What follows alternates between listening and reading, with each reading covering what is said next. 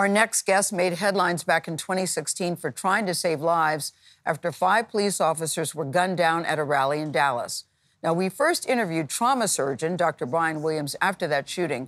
During a news conference at the time, he spoke about what he believes is an even bigger issue for Americans. I understand the anger and the frustration and distrust of law enforcement, but they are not the problem.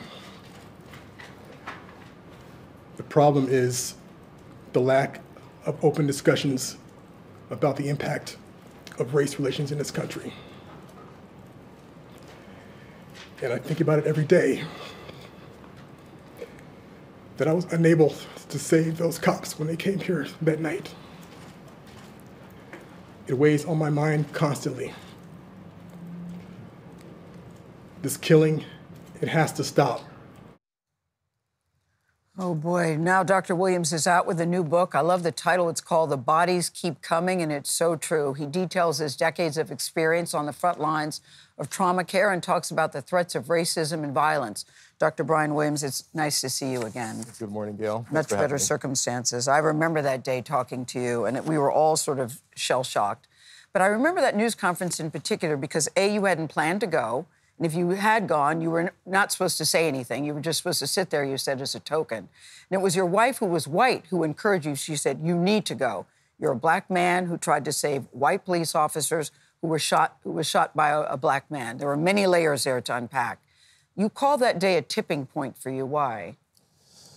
There was a point in my life where I was beginning to question my role as a doctor, as a black man in the society where our lives are taken from us with impunity, it seems, at times, and what my role as a father and husband were. And I think many of us have these incidents in our lives that really make us question what we're going to do moving forward. Mm-hmm. And that is a day I think about still every day. I felt like a failure after being unable to save these police officers. You said you broke down and cried. You went into the hallway and you broke down and cried. I broke down. I was on the floor convulsively crying, and I don't cry. Mm-hmm. Those are cracks beginning to appear in me, making me consider, like, what am I going to do moving forward? How can I do more work outside of the hospital to be part of the healing of this nation? Mm-hmm. And that's what was a tipping point for me. And then you said you started thinking about the health inequities in this country. You always thought that health care would be the great equalizer, and you said, no, that is not the case. That is absolutely false. There are 2 streams of health care in this country, those that have money or insurance and those that do not. And we have millions that do not have access to affordable health care in a country of this much wealth. And as a doctor, choosing to work in these safety net hospitals, I saw this every day. And in the eyes of my patients, it's painful to listen to them tell stories about how they can't afford medications or go see a doctor. And just can't imagine what it's like to be unable to see a doctor when you're sick. Mm-hmm. And I just felt I was not part of the solution. I was part of the problem at that point. Mm-hmm. How so? Because I actually benefited from that, right? My work benefits from this illness and suffering of others, but I want to be a healer. I want to keep people healthy so they can all thrive. And I could not do that waiting at the tail end in the hospital. I had to get outside the hospital to be part of preventing illness, preventing death, preventing gun violence, so that people can thrive in their homes and their communities. And it's interesting, too, you know, after that news conference, you were criticized by both blacks and whites. How did you navigate that? What was a criticism for you, and how did you navigate that? I navigated it by doing what I did very well at the time, was shutting down and closing myself off from the world. I was criticized. I received these letters and emails, and some people said, I'm glad you let those cops die, which awful. I would never do that. Exactly. I had people telling me that I should never be allowed to care for white people or care for police officers, and there was just racism injected into all of that. Well, for me, I'm like, I am a doctor. Yeah. I chose this profession to help people and to be a healer. How could you think that I'd want someone to die or suffer needlessly? Mm-hmm. So for me, that was a moment where I'm thinking, I need to do something different. Like, this is not going to work going forward. I have to use this tragedy and try to bring something good out of it moving forward. Because actually you were really haunted by the death of these police officers and what you thought, what more could I have done? What could I have done to change things? And now you've decided you are running for Congress. And I think you're in a unique position when you think about gun violence in this country.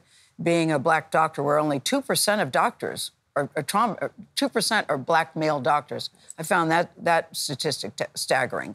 And you want to run for Congress, and you're talking about gun violence, and you're talking about racism in this country. What is your message to the people, to the potential voters? The message is that we all have a part in promoting healing in this country. And the book is a call to action for all of us to do something different after reading the book, to be able to create justice for every living person in this nation. And my action is to run for U.S. Congress. I'd be the first trauma surgeon in Congress. I'm a veteran, so it means something to me to defend the Constitution.